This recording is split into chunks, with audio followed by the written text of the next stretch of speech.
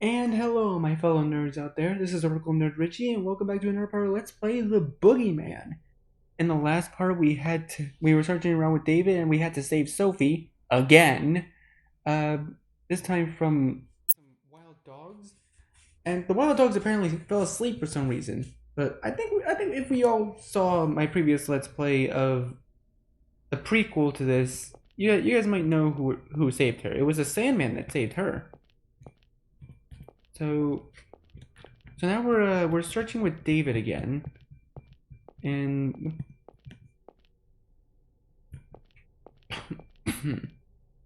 we're searching out with David again, and we're gonna be taking a taking a look around the castle, see if we can find anything that can help us catch the boogeyman.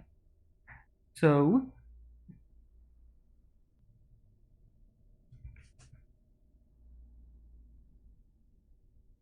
so we have to.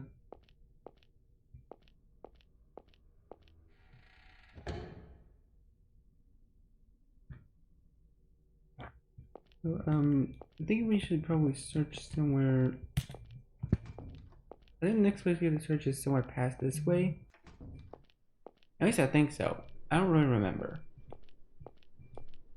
If I remember the last part, we got a rusted key last part, so it's gotta go somewhere. I believe there was a locked door. Uh, not this way, I think. Wait, actually.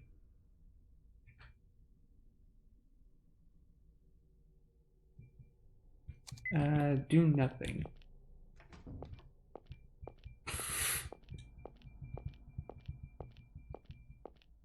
Here, wait, did I? Okay, yeah. So I was theorizing that the valve there controls the water below. So we close the valve. Okay, now are we able to investigate that area better?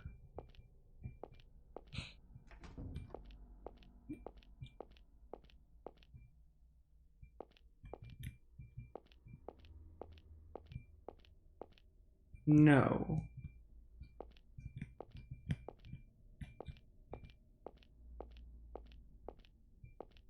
Um, hmm. Water fills the depression in the floor. Okay,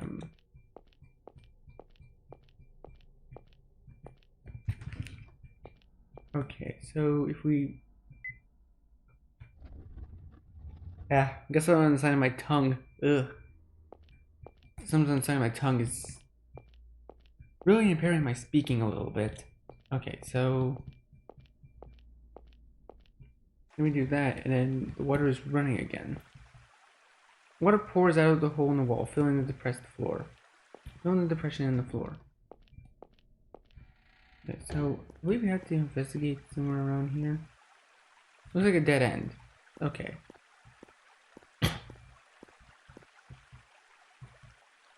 Water is spouting from the fountain. Wait, does that valve connect to the fountain? Okay, I feel like the valve connects to the fountain.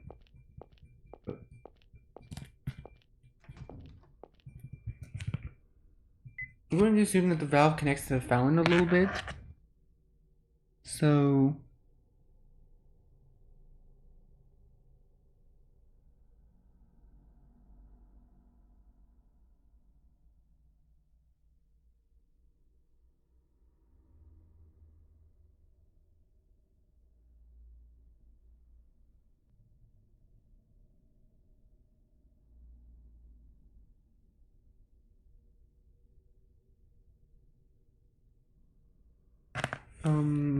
okay, so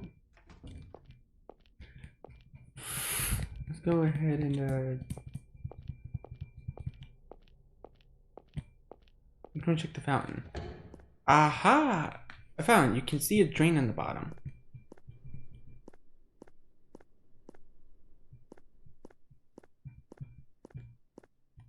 Okay, so let's head back to where the Sophie and the dogs were. Keith, are you going in there? Can't I? Well, Don't tell me you're afraid. when I was a kid, this wild dog chased me around for like an hour. For such a big guy, you're really a wimp. Oh, so we can't go in there? Okay, what's over to the right? Okay, I feel like we're gonna proceed through that way, so...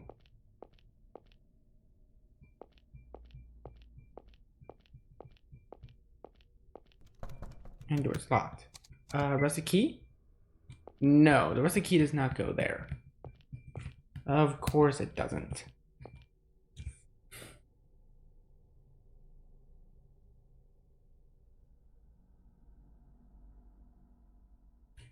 Okay, so that's locked, so we can't go over there, so we have to go to the right.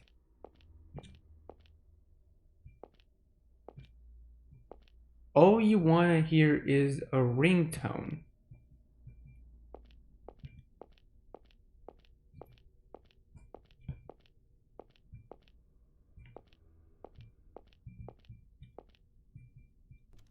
Won't open. It seems caught on something on the other side.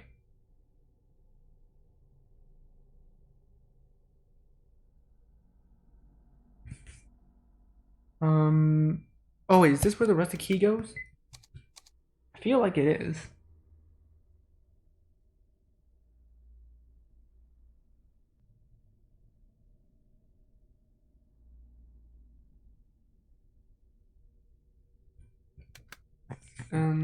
Here, let's head back. Let's head back anyways. Than I thought, David. Oh? Is he behind there? Don't mind him. Let's go. Your mother's crying down in hell, you know. Oh, he did not just mention David's mother. Can't you hear your mother's pitiful wails? Why did my dear Davy leave me alone? I don't want to be alone. Please don't leave me alone. Davy, oh Davy. For those of you who don't know, David's mother in the first game passed away because she had a very terminal medical condition. But she was also suffering from dementia because she couldn't even remember David at all sometimes. I mean, there are times where she does remember and all that, but David gets his hopes up too high sometimes, and she eventually ended up passing away. I think that sort of happened during or after the Crooked Man. Calm down. Don't listen to him. David, doesn't it hurt leaving your mother all by herself? Oh, Or whoops, do skipped it. you feel relieved? To hell with that weak woman who always clung to you. Let go. I won't let him talk like that. Settle down. Don't open that door. Let go! You stupid brat! You don't listen to a word, do you? Never listens, never learns. Must have put your old man through a lot of trouble. What's that? I said your father must have had it real hard with you. Jumping into danger alone, following when I tell you to stay. If that's not being a brat, I don't know what is. Say that one more time. So it's not just your eyes that are busted, but your ears too? Or is it your head to blame, getting riled up over every little thing? Think punching me will calm you down? Then go ahead.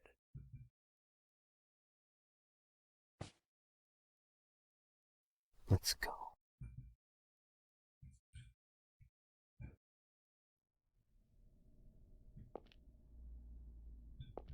All you want to hear is a ringtone. I feel like that's a puzzle for something.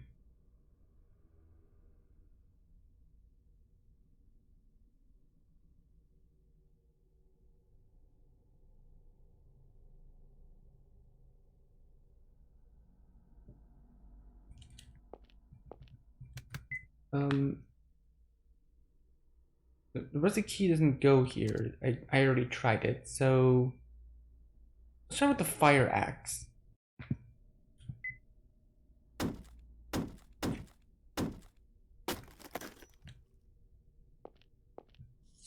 Ooh! Okay, I was just holding left. I didn't expect that to happen. Arrow stuck to the door. There's a small key attached. Got a small key. There's a large crossbow attached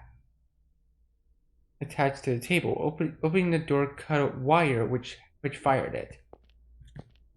Bogus. Nothing in the shelves. There's nothing in the shelves. But David's still a bit mad, ain't he? Okay, let's...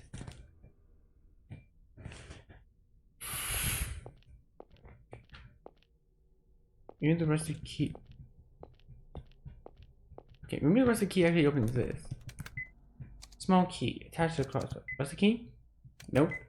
Small key. Hey, there we go. Hey there, David. Oh, where did that come from? What are you looking up at?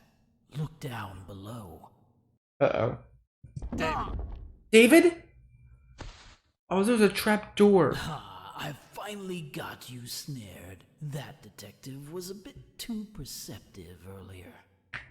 Killing you would put me at a big advantage. A critical hit to the detective. Oh, this is getting good.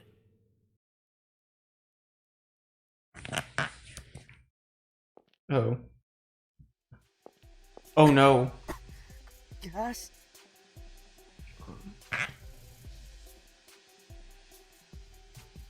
Exactly. This may sting a bit, David, but not for long. Uh-oh. Now hurry, Batman. Robin's gonna be a canary. Actually, that is kind of a good reference. Their dynamic is a bit like Batman and Robin. Oh god. What can I use? A curtain. Tear down the curtain. Torn curtain. Where's the curtain? Here we go.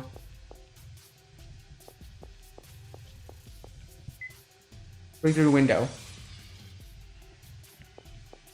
Okay, go, go, go, go, go, go, go.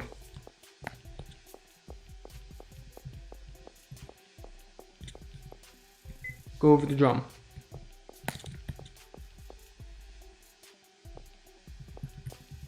We gotta go, go, go, go, go, go. Go, go, go, go, go, go. Oh no. Oh god, I have to save here. Okay,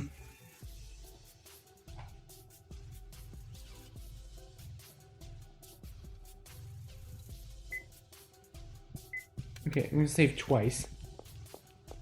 Okay, okay, okay, okay, okay, go, go, go, go, go.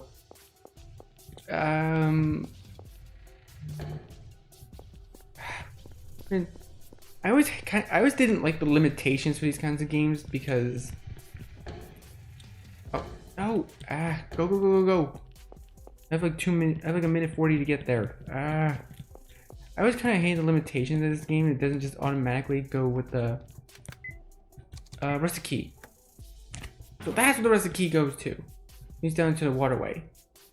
Go down to the waterway. Gotta wait across the water. He's here. So we're situated in the wall. You see a key hanging there. Let's not do that. There are spikes there. Come on, there's gotta be something we can use. There's gotta be something we can use with this. The towel hangs on the wall. Got a towel. Ah.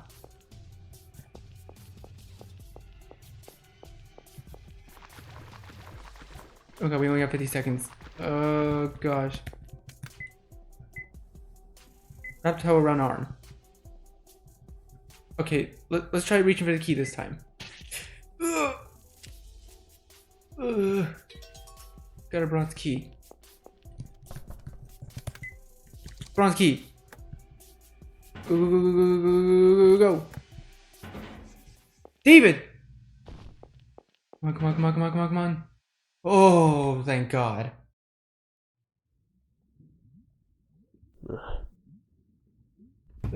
Oh no.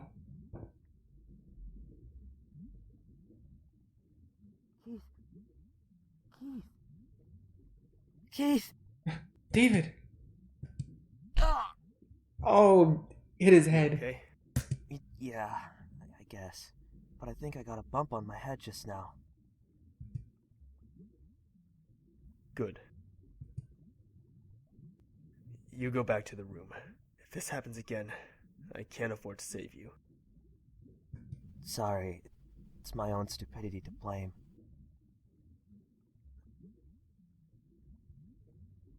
That's not the problem. If anything happens to you, I'm the one left with a crying Shirley. Isn't there anyone who'd cry for you?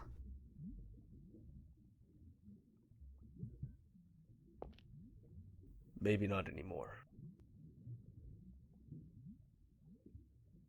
Huh? Still want to tag along?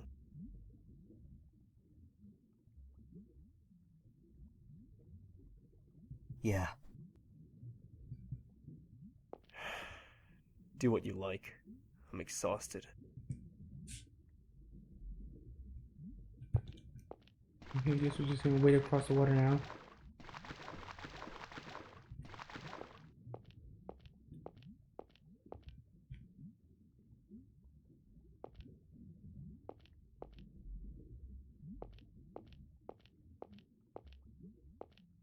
Under. Oh.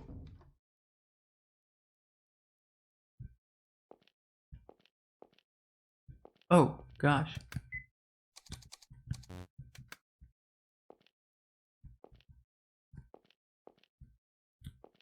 Oh god, I can't even see. I literally can't see. I can only see Keith and David's sprite.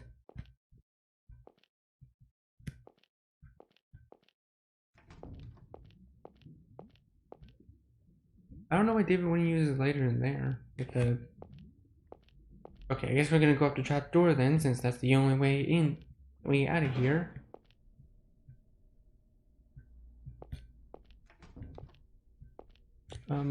Okay.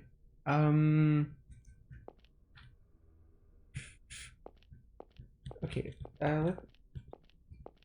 I think we can finally proceed past where the trap door was.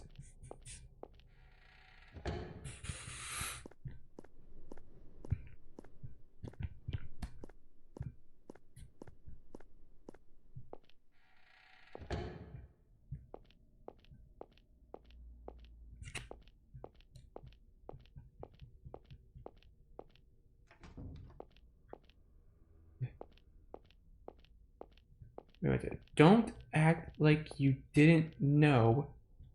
It's just the way it goes. Ooh. I might follow someone here.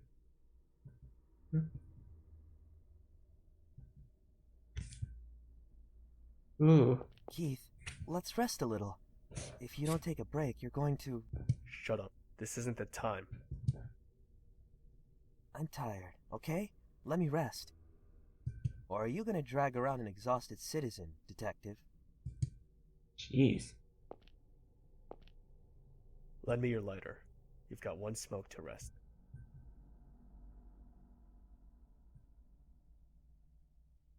The heck is that guy anyway? How does he know about my mom and Shirley's past? It's really disturbing. David, did you celebrate your birthday with Shirley last month? Or was it with Paul and Marion? Paul and Marion. Those were the two people I was trying to think of before. Yeah, Paul and Marion. They're David's best friends in The Crooked Man. I think they only appear in The Crooked Man, and that's it. Oh, I scheduled a meal with Shirley, then celebrated with Paul and Marion the other... Huh. Did I ever tell you my friends' names?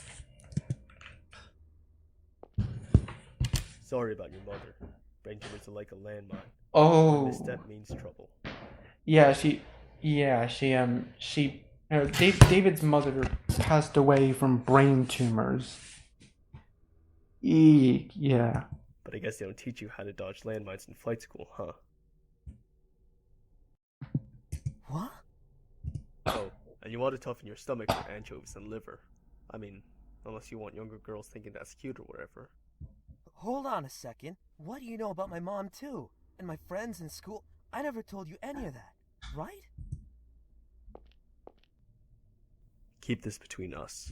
But working as a detective for 15 years, you get to know stuff. Like what someone's done in the past, just by looking at their faces. Maybe that big-headed freak is the same way. You're kidding, right? You think I'm kidding? You're a real sucker. Take care you don't get swindled someday. What's this about? Why do you know all about me? You were taken to the police after the incident with your mother. Remember the detective who questioned you? I was pretty dazed at the time, so I don't really remember. But it wasn't you, was it? Eric Simpson, my subordinate. It was only an attempted crime, so he was the only one to handle you. Oh, that's their connection to the first game. Yeah, because so if you don't know, David actually did have a very bad memory of he kind of attacked his mother by complete accident because she thought he was a crook sneaking into her house, even though he lives there. Because again, his mother suffers from dementia, so yeah. And he's got a real messy desk. He lets case files and they'll pile up so high they even topple over onto my desk. If you guys don't know about that, I recommend go playing the first game so you understand it more. I saw some files on you among them. Your history, your family, that kind of info. And your mother's diagnosis. Oh, and the ones who verified your identity were your friends Paul and Mary and Martin. I remember them well, especially because that Paul guy made a huge ruckus at the station. He was the one that ate too many chili dogs too, right? Then the anchovies. Oh yeah, I mentioned that at dinner. But I didn't tell you I hated liver, did I? I hate anchovies myself, and I hate liver. That's all. Why did you make a guess for that one? Because you're stupid enough that I thought it'd fool you.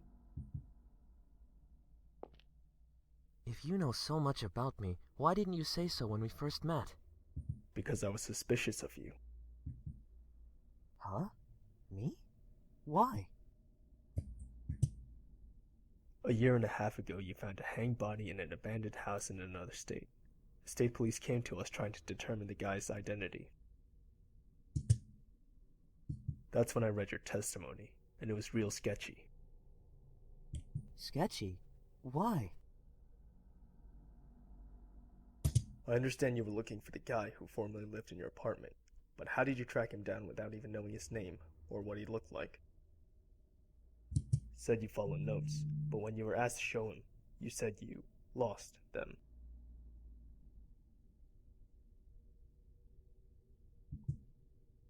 You said you shot a man in the house, but there was no gunpowder on the gun, no dropped cartridges, most importantly, nobody to shoot. And then you just happened to find that former tenant's corpse. You gotta know that's suspicious.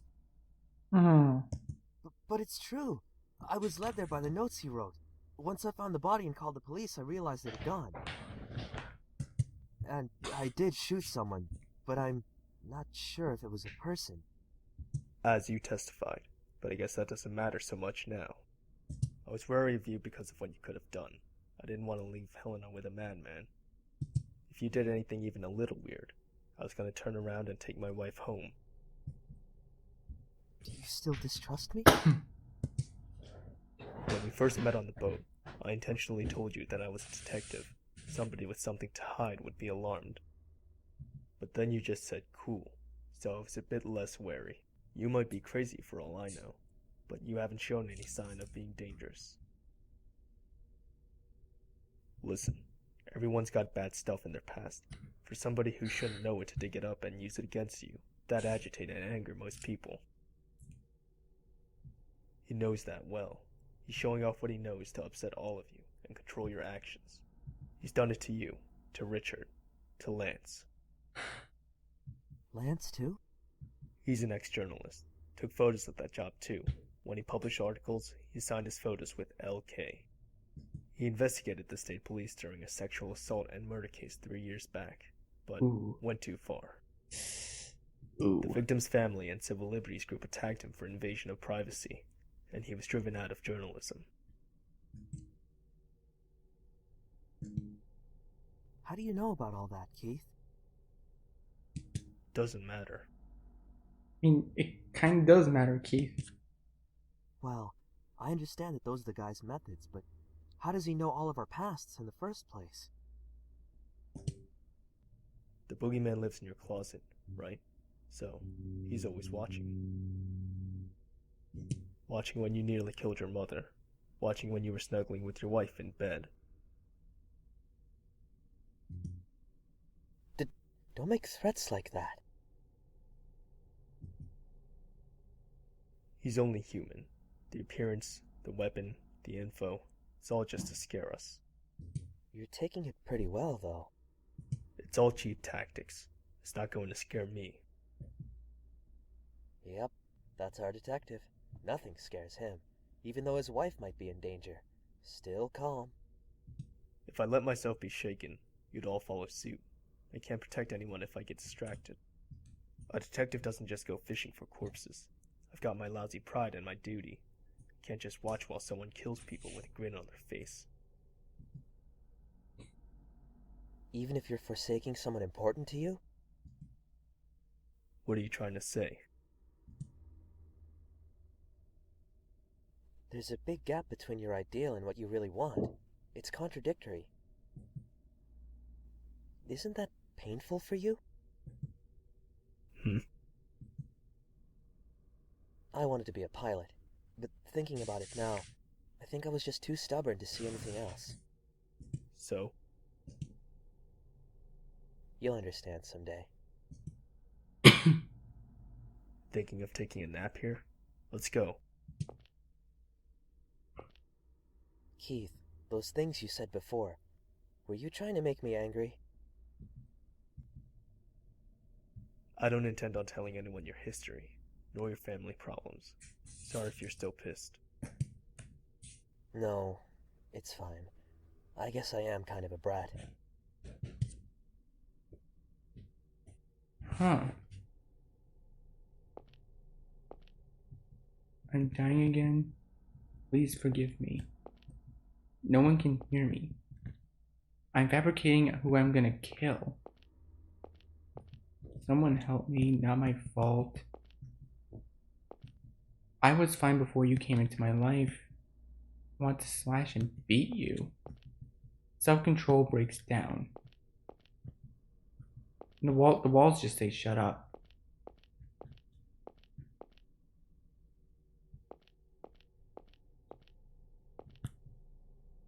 That's horrifying. Looking closely, the frame is raised a little.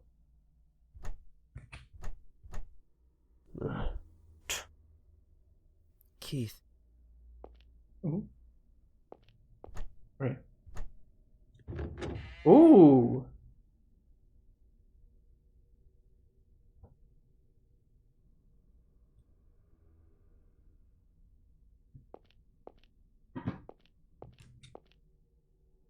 Oh, it's a secret. There's a dialogue on the door. Oh, you're kidding. Okay, well, I'm gonna have to figure out the code. A painting. My door's locked. Oh, a Bible. Genesis. Chapter 1. Oh, this actually is the Genesis chapters. Good.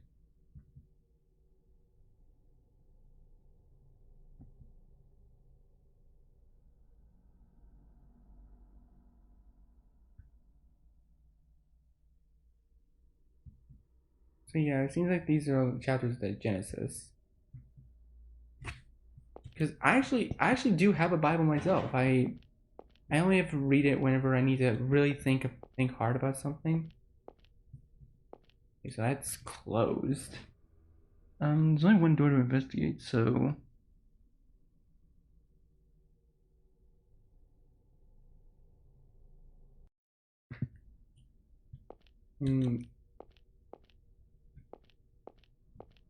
like that dialogue could be open with something.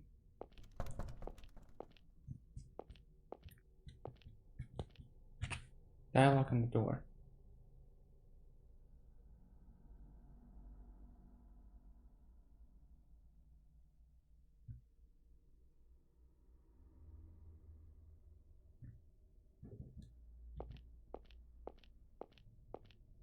Um, bookshelves loaded with books. Statue of Virgin Mary. Bookshelves loaded with books.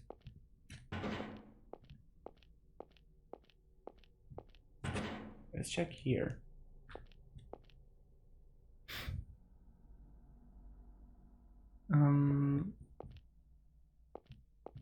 Check it. Bible passages that look like they were written by a kid. Something's written in the margins. There can't be anything like limbo. Mom and Dad say that since I haven't been baptized yet, if I die, I'll go into limbo. But there can't be a limbo. I don't want to go to limbo. I hate this meditation room too. I really hate these Bible passages, but it's much better than the closet.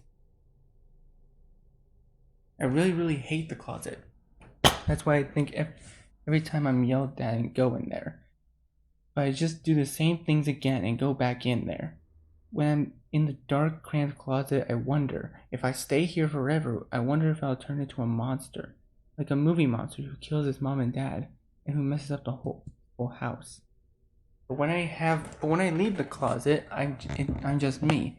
I couldn't become a monster. I couldn't. So I always apologize to mom and dad. I'm sorry I was bad. I love you more than anyone in the world.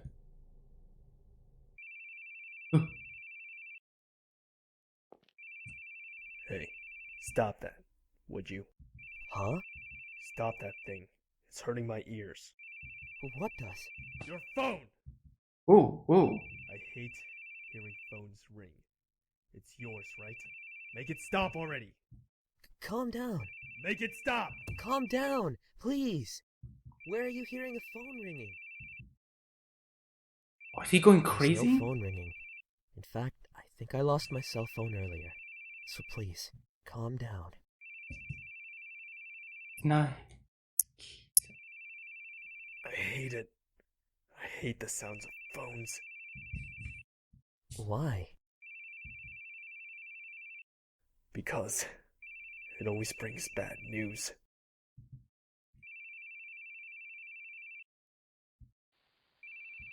Ooh. Excuse me. Bearing here? Yes, that's right. Ooh. I'll be there.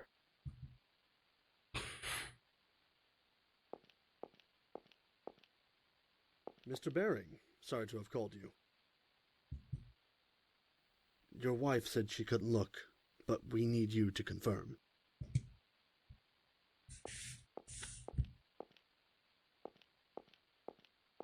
Oh. Oh. It's my son. Are you sure? Oh, this is when his son died. He's wearing the clothes from this morning. My wife sewed his name on then. Todd Baring. Check behind the neck.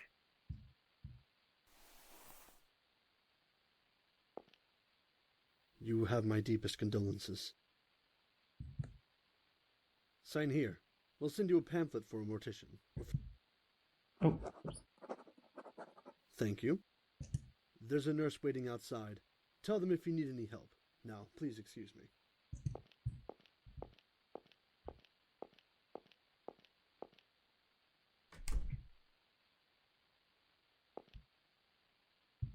Helena. It's me. Hey, Keith, you off loitering somewhere? You gotta hurry. The suspect's on the move. Head for Wellington Street. Got it? That doesn't sound like the...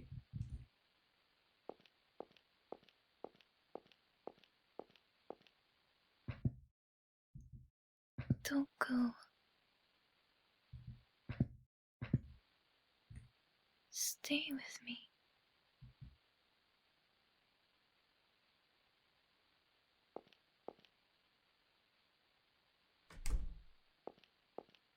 Oh, it's the same hospital from...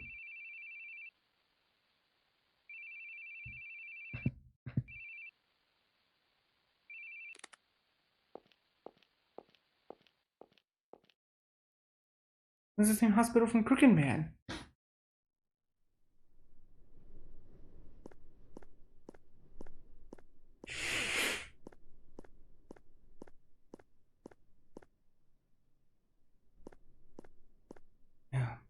Helena, please don't leave without telling me. It makes me worry. It's been a year now. You always stayed with me. You always supported me. But I can't do it. I can't stop the tears. You got back on your feet, but I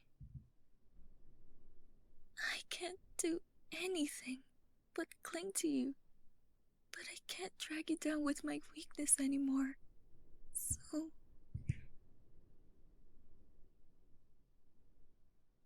You know what I thought when I saw his body? I thought I failed. Can you believe that? That a parent would think that after losing a child? But it's true. Everyone has one leg in a coffin. If they aren't careful, they can easily fall in. No exceptions. I should have known that. But I didn't. I prayed that my family would be an exception. I wanted them to be there smiling at me forever. When I saw him in the hospital, something died in me. I wanted to kill the one who took my son from me. And you know, some people smile about the deaths of others. I lost all hesitation to punish those people. I thought if they were gone, it would all end. But it'll never end. I still hear someone scoffing at me, saying, "You couldn't even protect your own son." Okay, so I'm about to go into a little bit of a tangent here. So things like this, it's kind of like what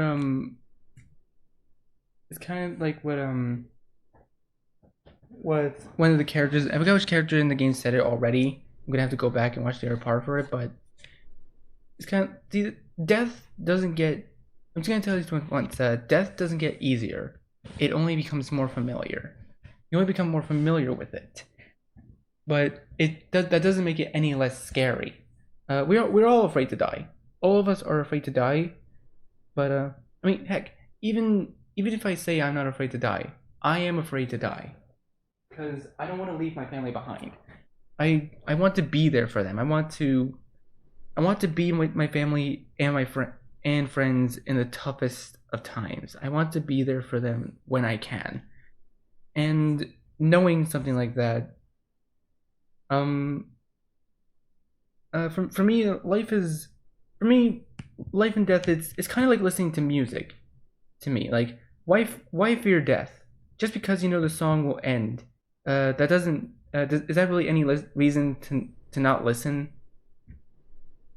Like, why? Like, even if you know the song is gonna end, why would you not listen to it? Even if you know life is gonna end, why would you try to prevent that? Because at some point, all life is going to end, but that doesn't make life any less valuable than it already is. So, in my opinion, it's probably best if you cherish what you have, cherish everything that you may or may not have, and try to fawn over the good memories. Try to look over the good and positive things in life. You know what? That's not just that. That's PMA. That's what Jacksepticeye does. It's positive mental attitude. And sure, there are some things where even a positive mindset can't fix everything. Like, I would know. I've made mistakes in the past with a couple of my friends from an amino that I was once a part of, and that seeing how everything, the things that you say and do can affect the people around you, even if they're not physically around you, even if it's like over the internet, it could still hurt a lot of people. Things that you say could still hurt a lot of people, and even so, that sometimes there could be one thing that you do that you just can't fix. And no matter how hard you try to fix it, it just gets worse. That's probably the moment where you just need to put down your things and just walk away from it and say, you know what? this is the best I can do. I can't do any more to help this situation. You gotta know where your limits are. You gotta know where you have to hesitate. Like, you gotta think about, like, can I actually do something to fix this? And if you can, then that's good. If you can't, then you just have to walk away. Because there's nothing else that you can possibly do to help that situation any further than you already tried. And knowing that, I've come to learn that there are, even though that there are some people that there are some people that want to hurt you. There's some people that don't accept you for who you are, for who you want to identify yourself as, or what you want to identify yourself as, or even for the things that you do. Even if you're the nicest person in the entire world, there's probably still going to be people that hate you. They're probably going to be like, oh, they'll probably be like, oh, they're just doing that for the attention. They're just doing it to act all nice. Ignore those people. Those people can't hurt you because they're not right there with you. Even though what they say may or may not be true, don't think it's true, because you're trying your best to help, and that's all you can possibly do. So, and especially if you're a parent, like if you're a parent and your child dies in an accident, like Keith Baring here, like it. Okay, like let me put this in. Let me put it myself in this kind of perspective. If I was a parent and I saw my child dead in the hospital, a piece of my soul would die too. Like, not just a piece of my soul, my entire soul would die, because I would think that I failed, and people would think, oh, you couldn't even protect your own child. I'm only one person. I'm not a machine. Don't think I didn't want. I wouldn't want people to think that I didn't want to protect my kid, my metaphorical kid. Because even if I have kids, I mean, I don't have kids right now, and I probably won't ever have kids, but if I did have a kid, I would protect them with my life. I would give them all the love and care and nurturing that they deserve. I would want to protect them from everything in the world, sure. But at the same time, I want to prepare them for the world, because if they can't like, if a kid can't handle raising your voice to them, or if you can't handle raising your voice to them, how are you going to prepare them for a world that won't even care about their feelings? The world is a cruel place, and a lot of things can be taken for granted, especially parents having kids. And God knows that there are probably a lot of abusive parents out there.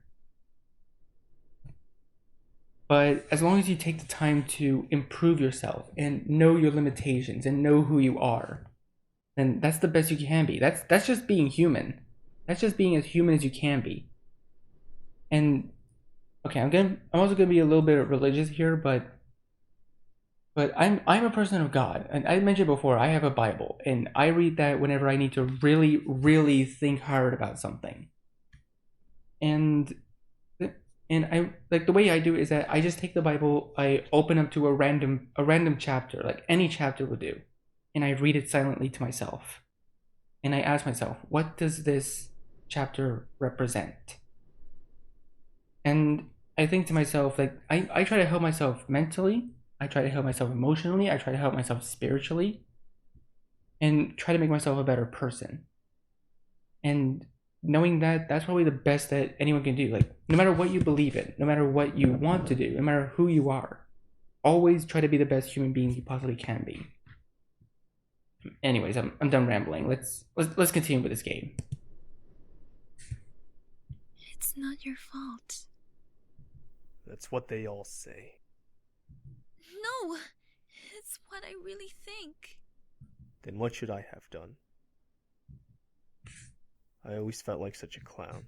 He died while I was out running around, trying to save others, so the audience just points at me and laughs. I didn't know anything anymore. Why I smiled, why I cried, why I got angry. I forgot how I even expressed those things. Even when I saw him dead, I didn't cry. Now it's just you. You're all I have left. I'll keep praying for a sunny day.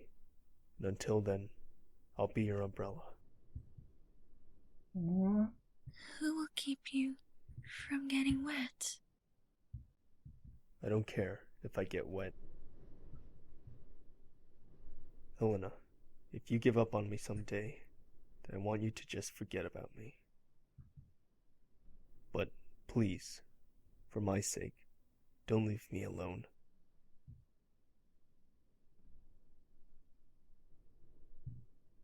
Don't cry, Keith.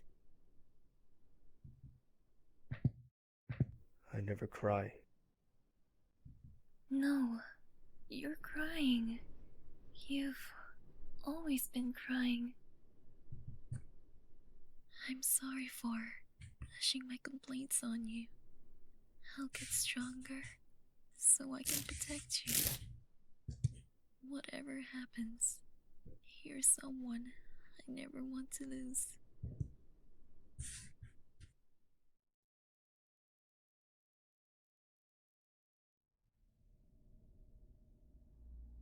I'm scared of phones ringing. I feel like someone's going to tell me about a death in the family again. Ever since then, I haven't been able to answer calls. Why'd your son die? Run over by a truck. Driver died instantly. I couldn't blame anyone. I still have idiotic thoughts. Like if I hadn't answered that call, maybe nothing would have even changed.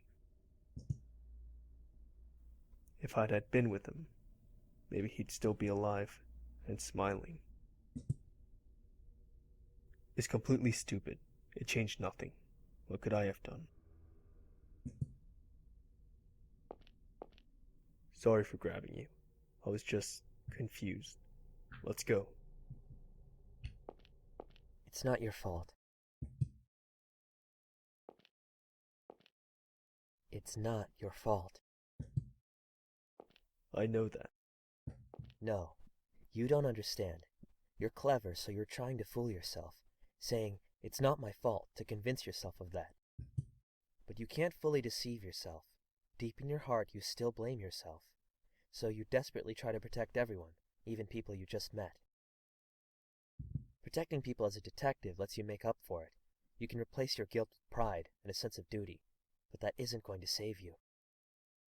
Even if you only protect what you really feel is important, no one will blame you for it. Don't act like you know so much. I'm only doing what I should be doing. And you're deceiving yourself with it. You're wrong. I'm not wrong. Then why's my son dead? It's not your fault. Everyone has things they're powerless to help. So stop lying to yourself, please. Just forgive yourself.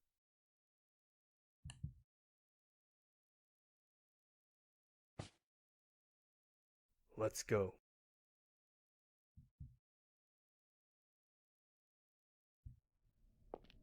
Okay, so I think it's right here. Grab a paper from a notebook on the table. Got a notebook scrap. A painting. Okay. Notebook scrap. Code for secret room. The genealogy of Adam, Noah's Ark, the Tower of Babel. Oh wait, I think I actually know those things. I read my own Bible. I'm pretty sure those are. Oh, this wasn't open before.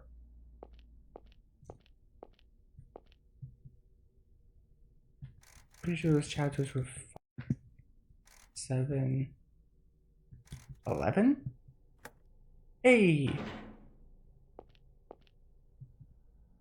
empty drink bottle. An old videotape. There's an old movie on title label.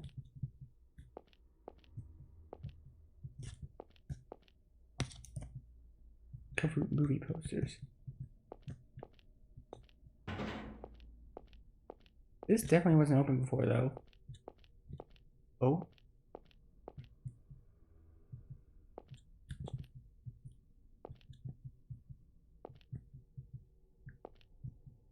Old video camera appears to be busted. Got an old video camera. Wait, is there a tape in here?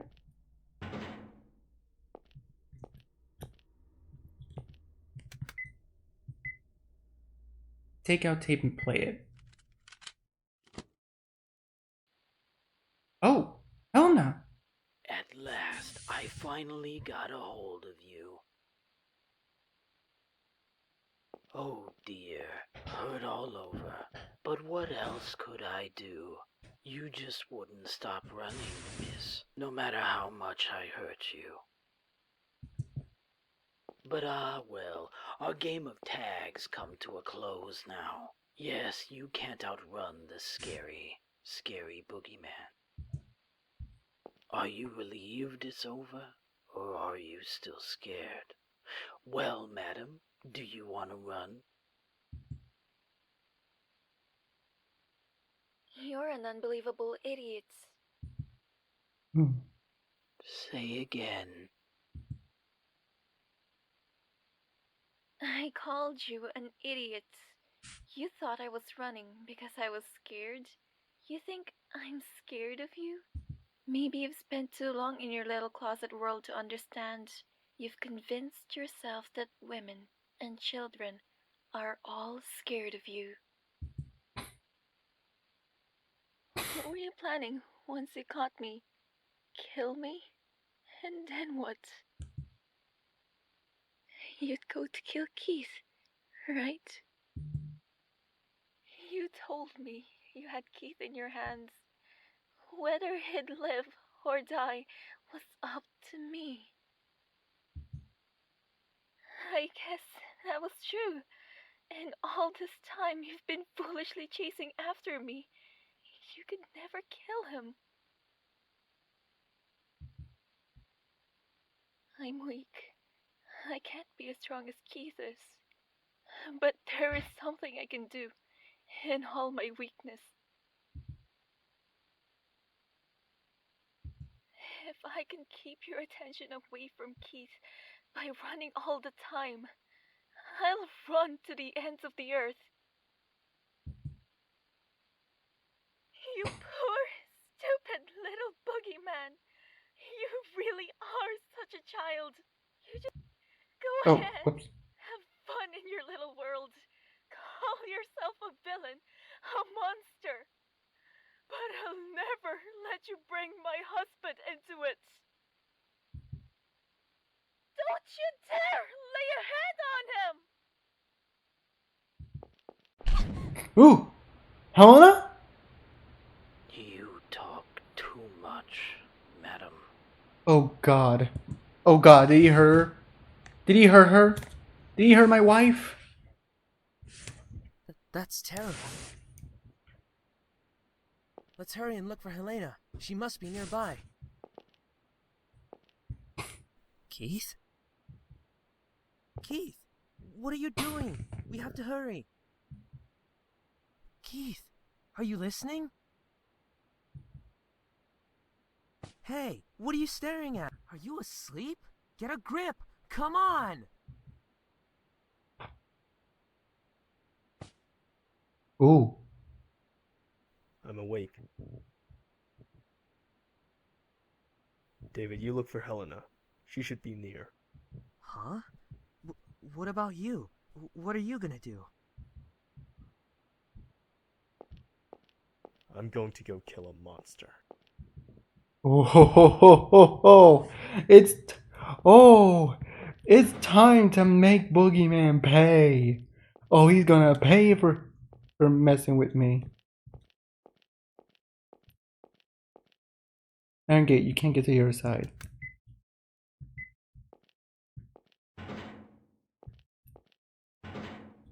Oh. Huh. Well, it seems that this is the end. You hear that? Anyways, it seems that this is gonna be the final battle. Let's go ahead and save real quick first. Oh, okay, so that just leads there, so I just go left, I guess.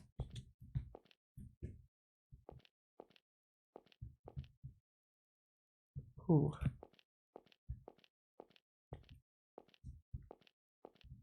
Where did this lead to?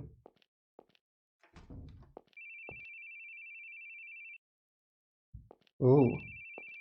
Oh, why is that ringing?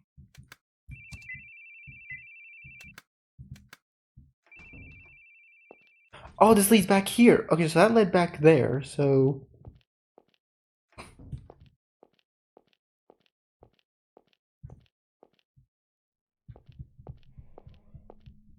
Okay, so...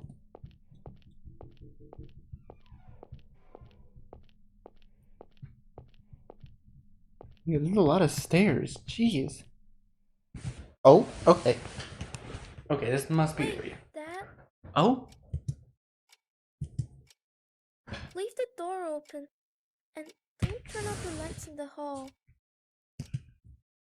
Why? The Todd? boogeyman will come.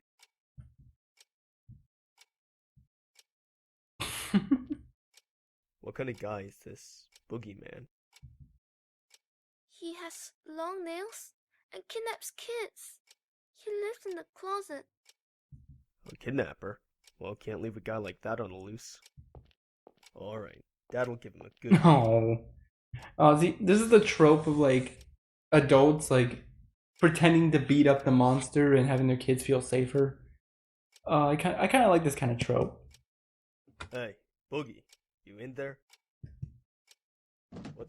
Hey, let go. Dad? Dad? It was a little tough, but I got him good.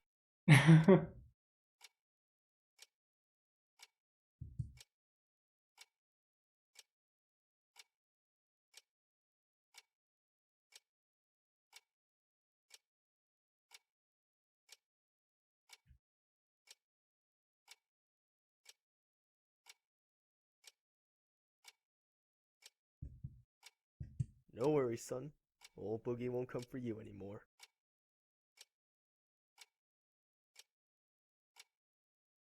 Really? Would I lie?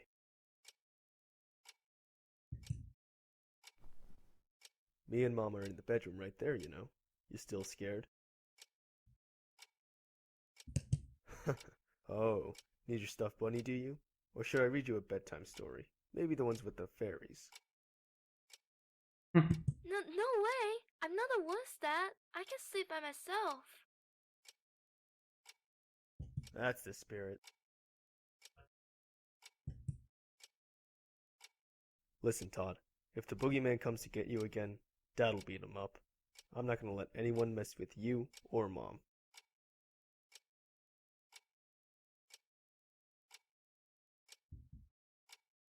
'Cause you're a police officer?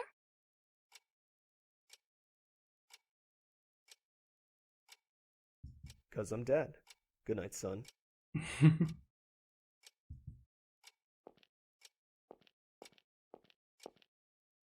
Should I leave the light on?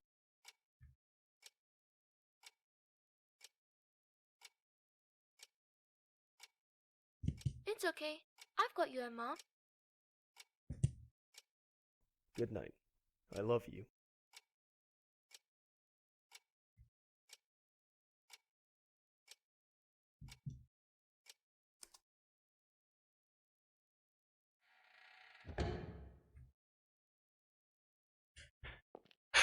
All right.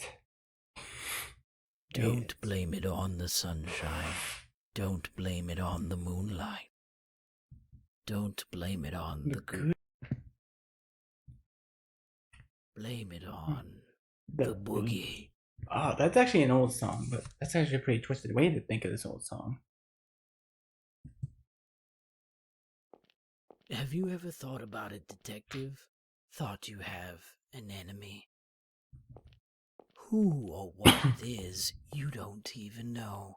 Maybe it doesn't even exist. Maybe it's all in your head.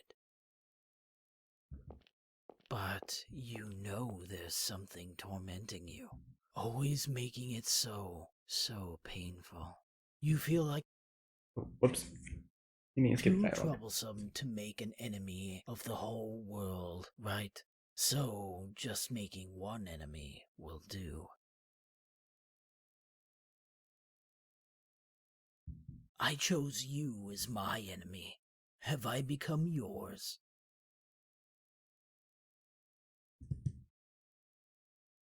Oh well, either way, we're gonna settle this right here. Oh, bring it on, Boogie. You're going down. Let's end this wonderful game now.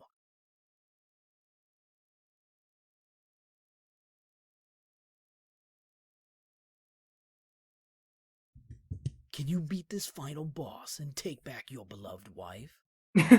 That's just okay. That's just a reference to video games in and of itself.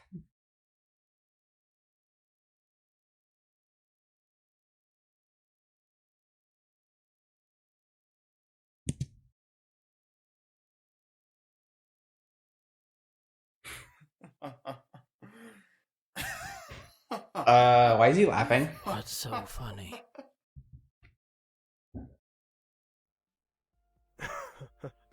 Boy, you're really having a blast, huh? What's so funny that you can be all smiles all the time? Total opposite of me. I don't remember the last time I laughed. But I guess we were pretty similar after all. In a sense, it was all a lie. You're always grinning ear to ear, but you're scared, aren't you? So you keep running. You can't go head to head with me. You and me are just acting.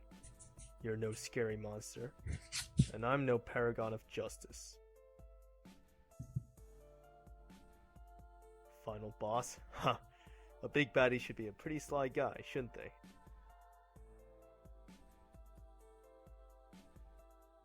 But taking hostages, always on the run, the only thing you can chase after is girls' rumps. Oh, shit. He just told him off like that. You know, I wasn't planning to do anything with you. As long as the others were safe, I was fine leaving you be. I'd secure your hostages and scram, then just leave you to the local police. Because I'm not chasing you. You just keep running from me. What I'm really chasing after. Sorry, but it ain't you. That's right. It's not you. You're my enemy. Spare me the sleep talk. Ooh. Why would I make my enemy a dunce who just sneaks away? A coward who hides in the closet and threatens kids. Ooh. And your enemy? Not me either. You've got a lot more enemies. If you go to the slammer, you're gonna be a real popular guy. I can tell. But this is a great chance. No hostages to get in the way. No one watching. Oh, he's cracking his knuckles. He knows what he's about to do. We about to beat this guy's ass. So I can do whatever I like with you.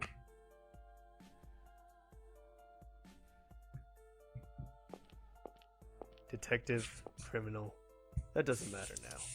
You've done the number one thing to get on my bad side. Oh. You chased after my wife's rump. Oh, that's right. You never mess with my wife's ass. That's my ass, not yours.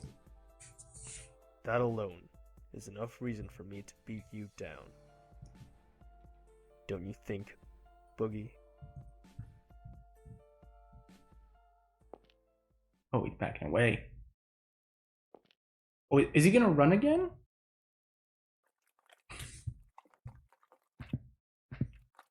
Ooh. Oh, gosh. Can't afford to laugh anymore, can you? Ooh. Back to your closet, Boogie Man. You don't have what it takes to make it over here. Oh, okay, I gotta save. Oh. Oh, wait. 0-1, normal attack. Oh. Come on, I thought you were tougher than that. Z. Oh. Oh. Oh. Beat him up. Knee him in the face. Woo.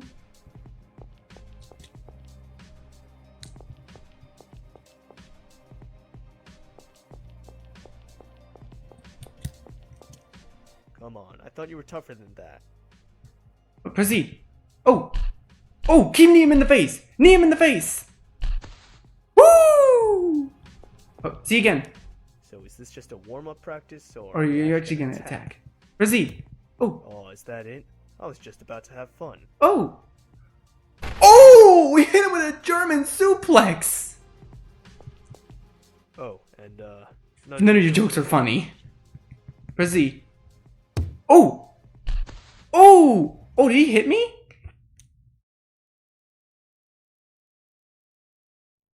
Did I break his arm or something? Oh, oh. What's this? Where do you think you're going, Lance? I'm gonna find them. They've been gone way too long. Did you forget what he said? It'll be a burden on him to move around on our own. Well, then after all is said and done, we'll tell him we did just what he said. Of course, you might have all gone stone cold by that time. Don't joke about things like that. Sounds like a joke to you? We got 2, maybe 3 corpses around here? What part of don't you get? Stop, you two. Don't fight. We'll go search together. I'll lead the way. Sophie and Shirley, you hold hands. And Lance, you watch the rear. I would love a game where we get to play as Richard. That would be pretty cool. Papa. You really want to go? Yes, we'll be all right together. And there's something I'm curious about. Oh? What's that? This whole incident may just be a great big farce. What do you mean? Let's be going.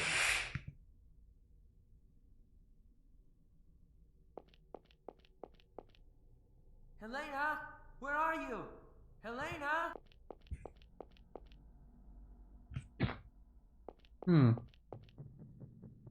Oh?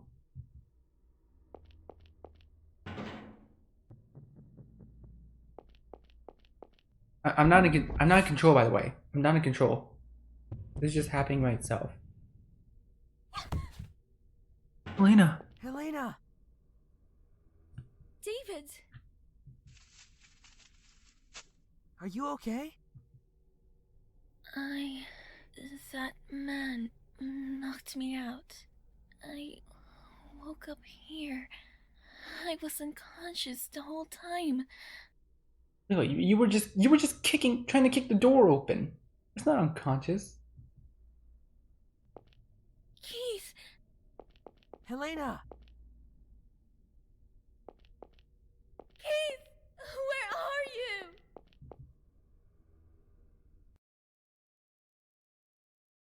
Oh?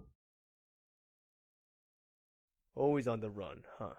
But marijuana addicts can move better than you. Damn! Do I gotta react? Oh? What's in that big head of yours? Wait, what? What? What? Brendan? Brendan? Wait, whoa, hold up. I'm confused here. What? But we just saw Brendan die. How is he right here?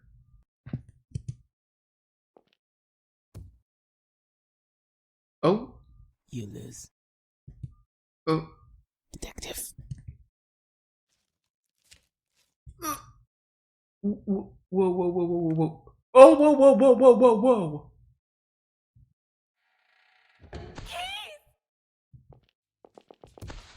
Get him, David. You're Brendan?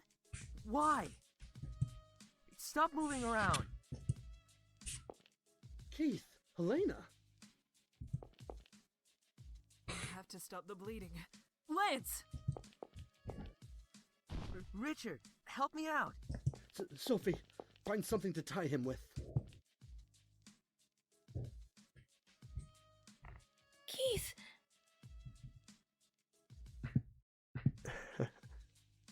Got you. Keith? You... Helena, when we get home, let's finish our conversation. No more running. No! Keith, stay with me, please! Keith! Oh, don't tell me he's dead. Don't tell me he's dead. The servants and Stevie. 10 people died all told. I'm sure glad to be alive now. Feeling glad to even have air to breathe. Listen, don't you say a word about all this, especially not to your coworkers. If it takes money to shut your yap, I'll pay any price. Oh, bribery. Where's that money coming from? My own pockets. Listen, you guys can distort the truth all you want, and I won't say a peep, 'cause that's freedom of the press. But this is different.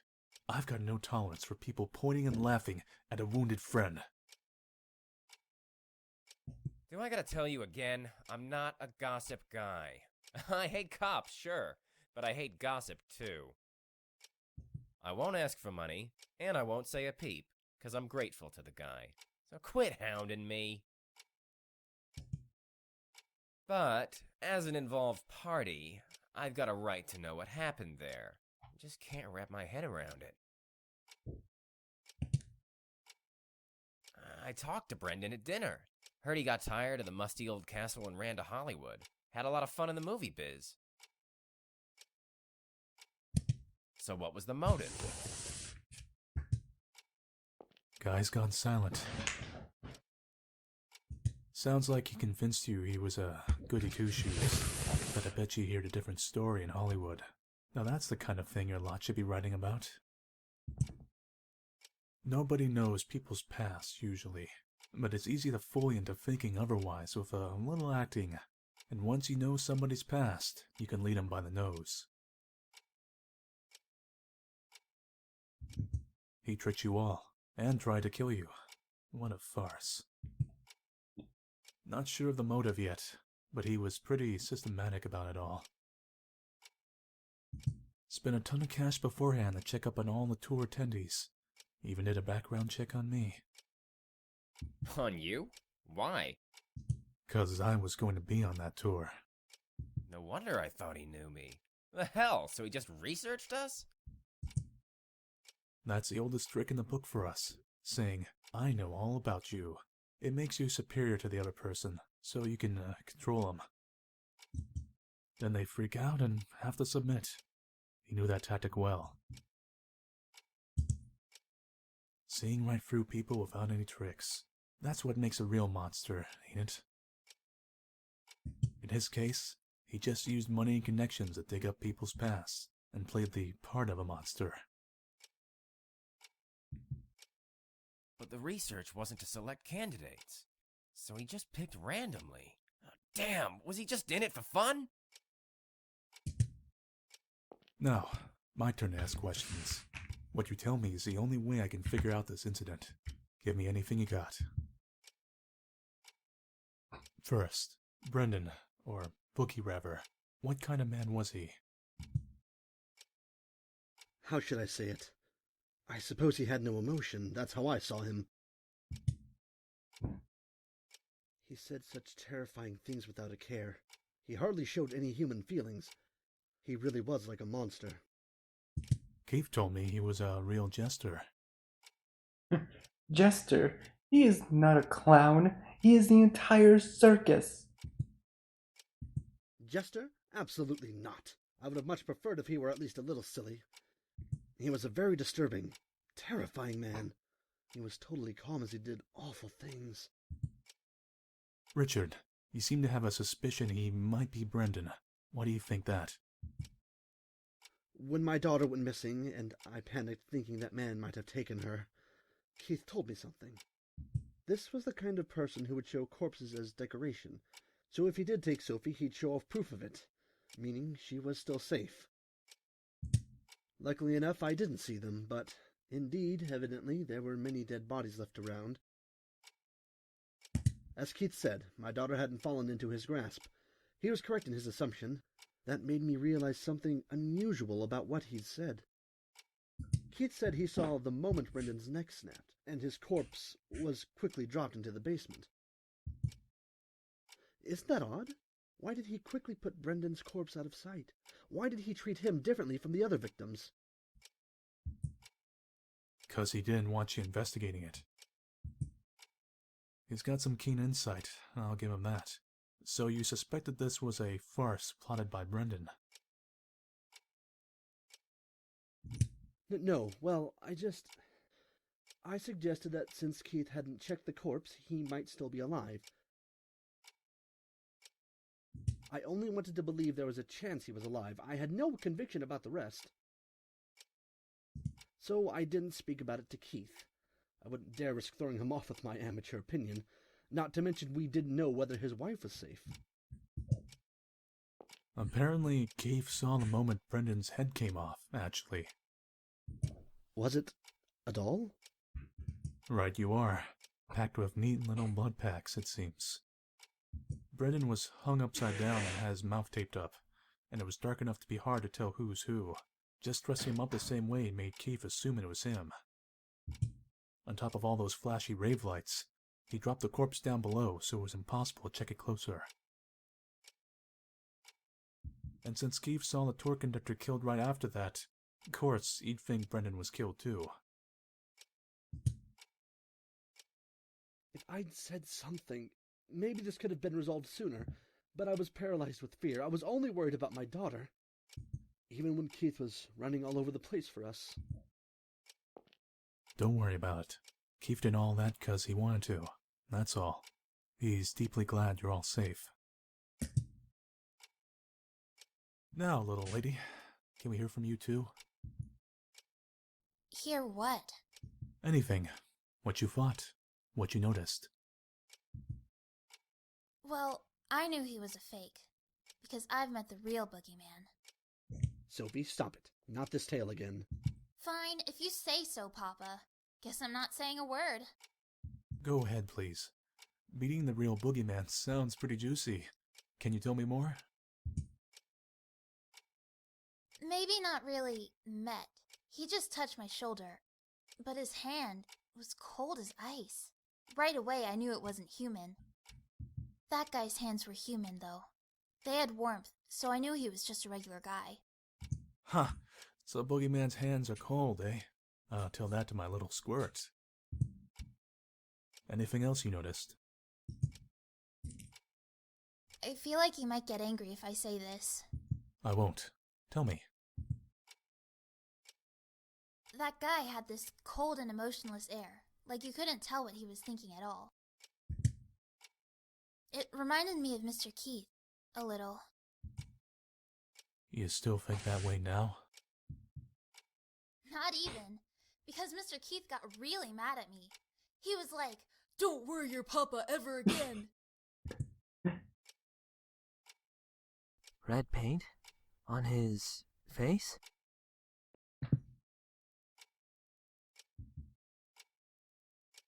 There was nothing like that. It was all red from blood spurts, though. Really?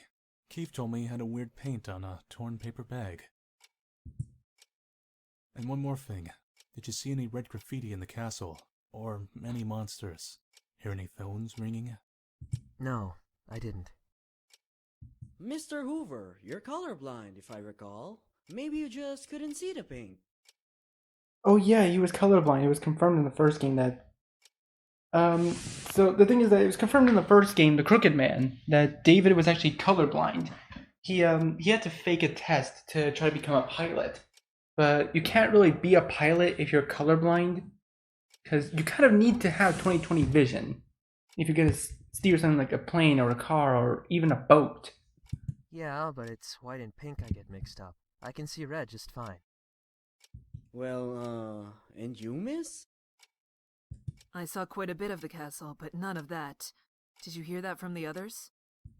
Don't get me wrong, I don't think you're lying. The others said they saw nothing too. But then, that makes Keith the one talking nonsense. I don't think Keith is necessarily lying. What do you mean? Because people don't always see the same things you do.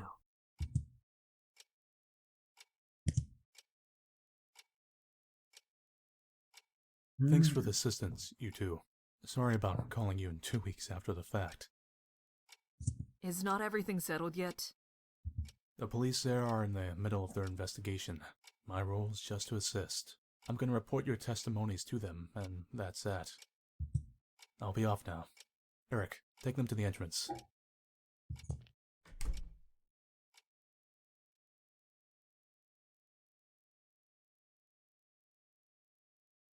When our son died, I thought my own life was over too.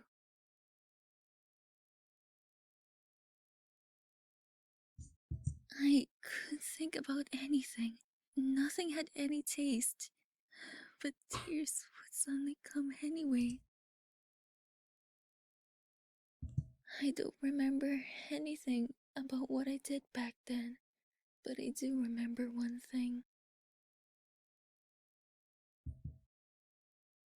That Keith was always at my side. When I wailed and shouted, he'd hug me, stroke my hair, say it was okay. Eventually, I adjusted to life without our son. I found I could laugh again. But when I got my own emotions back, I realized Keith had stopped laughing.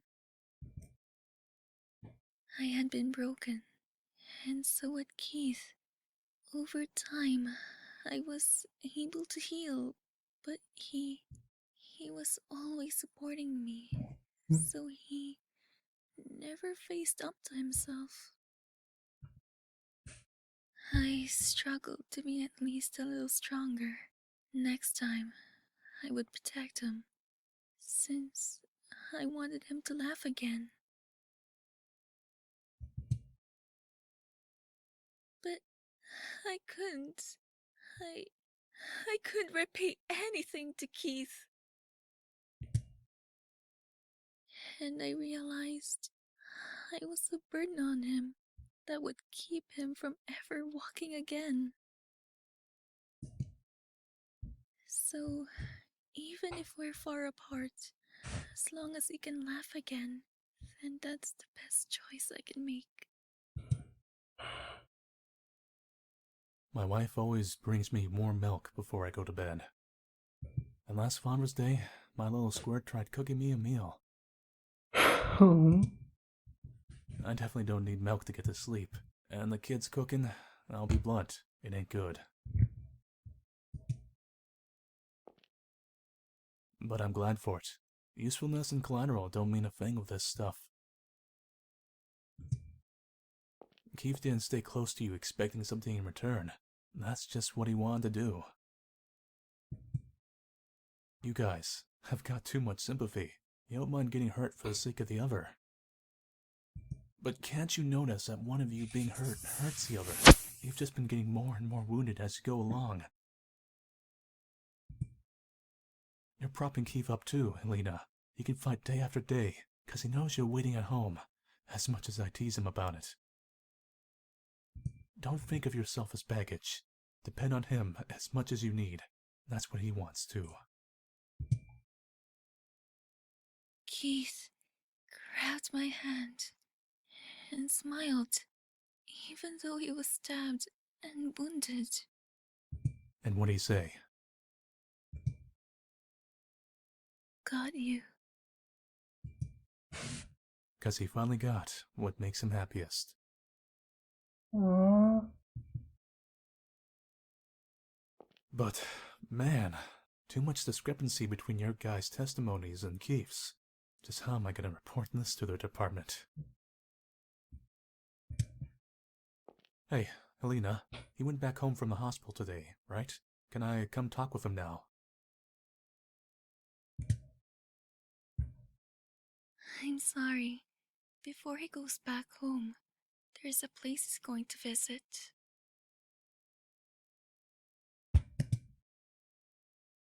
And I'm planning to head there myself.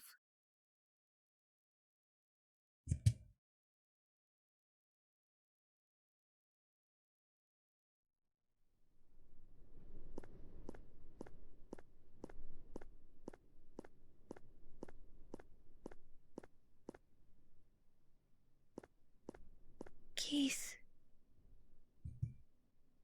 Your son's grave.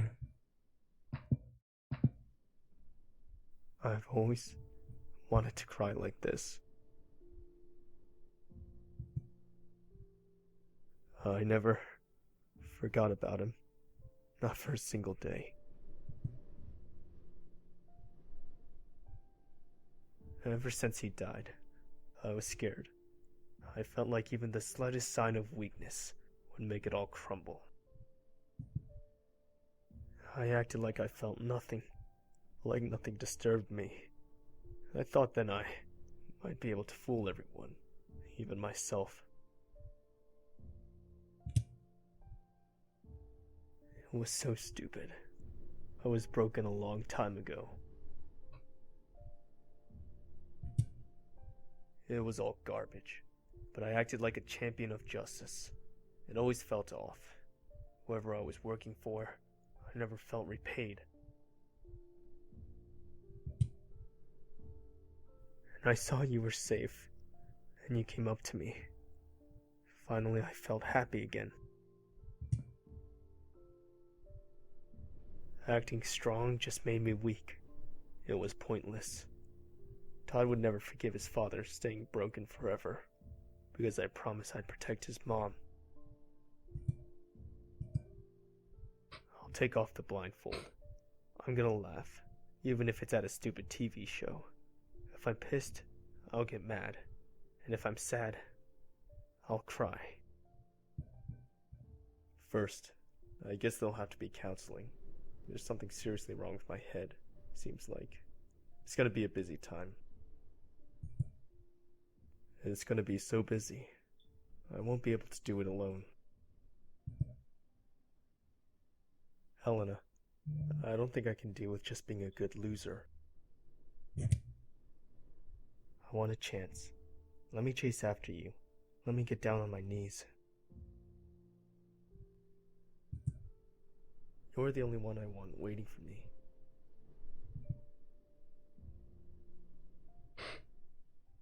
There's no need for a chance. Didn't I tell you? Divorce or decide. I've decided. Haven't you too?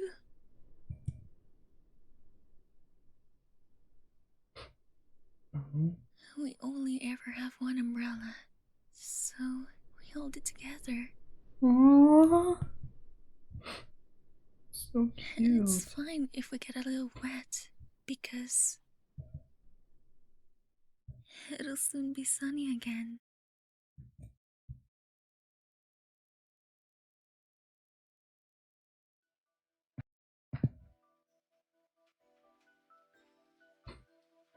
Happy end. Come rain, come shine. Oh, that's so cool. That's a happy ending. Oh, dude, that was amazing. That was probably the coolest game of. That's probably the coolest of the three games three games I've played so far. Or I don't even know how many games I've played so far. But oh, dude, I love this. I really loved how this ended. This is an amazing thing that I never even knew. I never even knew that it was this good. I love it. And I guess these are the people who did the voice, but yeah, this is probably the... Oh, Manly Badass Hero voiced Dick Anderson? Oh, I know mainly Badass Hero. He's a YouTuber. He plays horror games as well. He plays a lot of RPG Maker games, and I didn't even know that they did the voice for Keith for Dick in this one. This is amazing. Oh, this is amazing. I absolutely love it. This is probably one of the coolest games. I really want games like this to get more attention. I mean, hell, I would love to see a movie based on this game. This is amazing. Like, I don't know what else to say. But yeah, this was the Boogie Man. Probably one of the most probably one of the most intricate of the three. Probably one of the most, and probably the least niche of the three. Not three, but there are actually 4 games. There are 4 games in the Strange Man series, counting the Crooked Man. But apparently, not a lot of people know about the sequels to the Crooked Man, because the Crooked Man is such an instant classic. I want its sequels to get more attention. I really like how this whole game came out. It was amazing, and VG Person, you were an amazing person to translate all of this. And honestly, and I think this was actually the first game that in the series that actually had full-on voice acting. I really like how this came out, and it was just, oh, it was beautiful. It was an amazing ending. I think there are like a few other. I think there are other bad ending. Like, I think there are other bad endings that I could have gotten. Like if I let David or Sophie die, or both of them die. I think there's a couple bad endings I could have gotten, but you know me. I don't. If you guys know me well, I don't go for bad endings. I always go for the good ending. Never go for bad endings. They're horrible. End. Oh? Congratulations on being the Boogie Man, and thank you for playing this game. Additionally, so if you played the previous 2 games in the series. This game was fully voiced with the help of voice actors. Due to the author's fatigue, there's no bonus scenario, but I did receive comments from each of the actors, so take the upper door if you're interested. The Something Man series has come to a turning point. A general storyline ends in the next game. I have plans for serious and silly extra chapters afterwards, so please play those if you're interested. Lastly, congratulations on beating the game, and thank you for playing. Are we sure there's no bonus scenario? Oh! Is that who I think it is?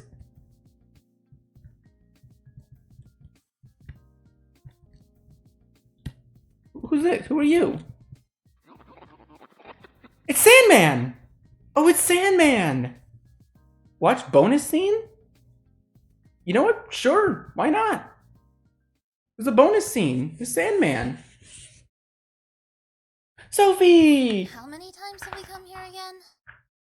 Oh, 5, I think. Ugh, I can't stand it. We've told them the same story over and over. There's gonna be rumors at school about Sophie frequenting the police station. Now, Sophie, don't complain. The police are doing their best. And it's been a month now. This must be the last time. I'm sure of it. Does my princess require a beverage to quell her temper? What shall it be, your majesty? Oh, that's not me editing. That actually is clipped out of the text box. VG person, you might want to get somebody to fix that. Orange juice. Very well. I'll go buy some. Thanks.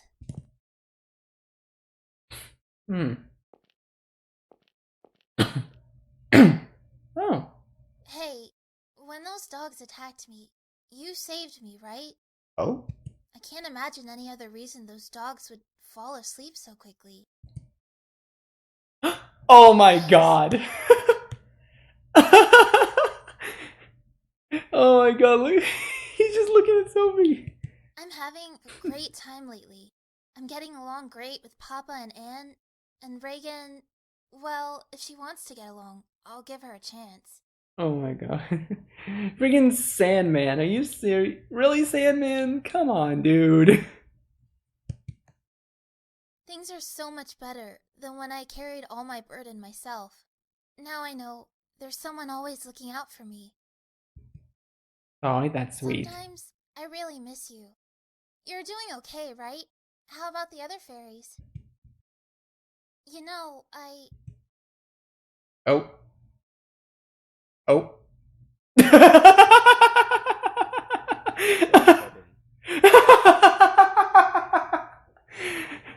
Oh my god! Wait, I really like the eyes on the wall. They're just like, yep, nothing strange to see here. Just a pair of eyes on the wall.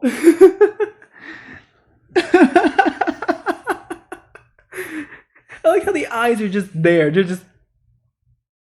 Sorry, there's nothing strange. Just a pair of eyes on a wall. Nothing strange about that. You just. I get it that Keith probably doesn't even notice it because it's probably invisible to him, but still. hold on, wait. You got the wrong idea. Oh. I'm not a weirdo or anything, okay? Don't touch me. Rats with a thing for daydreaming aren't the most comfortable people to be around. I'm not daydreaming. Keep it between us, but I've met some fairies. So you don't believe me? No, I do. I met one when I was a kid, too. Really? Yeah, this hobo in the area always had a head full of dandruff, so I called him the Dandruff Fairy. Oh yeah, and I've got a coworker who eats non-stop cup noodles. The Cup Noodle Fairy. Want to be introduced? Why won't you believe me? A 37-year-old who believes in fairies ain't exactly socially adjusted, don't you think? I mean... But hey, if they do exist, put in a request to one of your fairy friends to get me some wings. Big, fluffy, pink ones. A 37-year-old who doesn't believe fairies. I believe Denzel Crocker would beg to differ. What do you use those for? But then again, he's not. But then again, Denzel Crocker probably isn't the most socially adjusted either, so... Fairy Odd Parents, if you guys don't know what I'm talking about. Just want some wings. Why not? Mr. Detective wanna fly away. Oh, he's a comedian. Huh. You angry? Better step off. One of your friends might cast a spell to turn me into a fluffy white kitty. Maybe instead of filling your head with stupid fantasies, fill in that chest a little. It's so pathetic I can't even look at it. Oh my god! Oh my god! Keith Baring! Dude! Dude, you don't gotta burn a little girl like that, dude. You don't gotta burn her like that, man. Come on.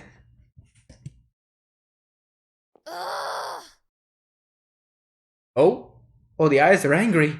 Oh, they're angry. What's wrong? Haven't been able to sleep since last night, even though I'm sleepy. It's weird. Did you take any medicine? Yep. Anxiolytics. Sleeping pills. Guess they're not working. Sandman didn't put sand in his eyes. Oh my god, come on. Let's talk to each other then. Before you know it, you'll be sound asleep. And it'll be morning. Don't you need to sleep? You don't have to stay up for me. It's fine. I'll stay with you until you're snoozing away.